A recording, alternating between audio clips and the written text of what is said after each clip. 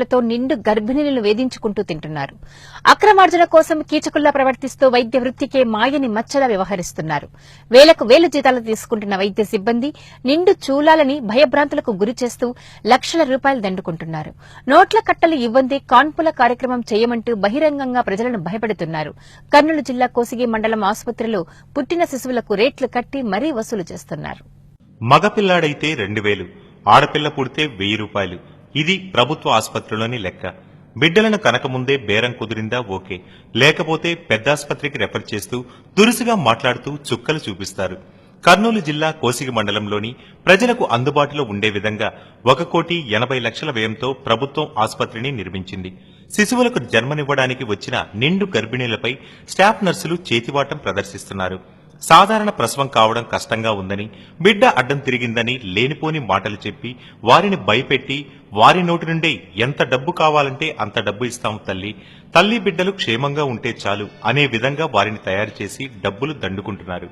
ఇదిలా ఉండగా మగ సంతానంకు ఓ రేటు, ఆడ సంతానంకు ఓ రేటు కేటాయించి డబ్బులు దండుకుంటూ లక్షల రూపాయలు సొమ్ము చేసుకుంటున్నారు.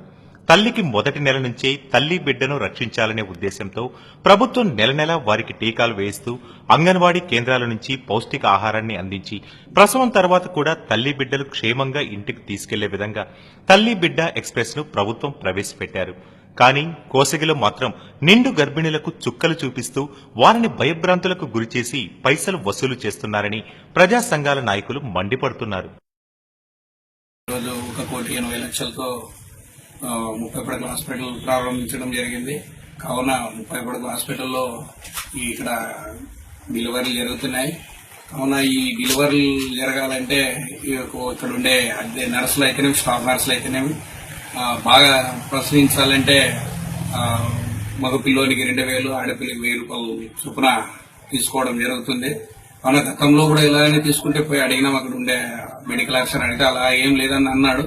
తర్వాత గట్టిగా అడిగే లోపల ఇది వాళ్ళకి బెడ్లు కావాలి, అవి కావాలని చెప్పి మేము ఆ బెడ్ల కోసం తీసుకుంటామని చెప్పి ఆయన చెప్పడం జరిగింది. అది కరెక్ట్ కాదు. ఇప్పుడు ఇంకా ఎక్కువైపోయింది వసూలు చేయడము. కావున దీనికి సంబంధించి పై అధికారులు వీళ్ళపైన వెనకనే చర్యలు తీసుకుని ఇలా వచ్చే పేషెంట్స్ కి అయితేనేమి, గర్భిణీ స్త్రీలకి అయితేనేమి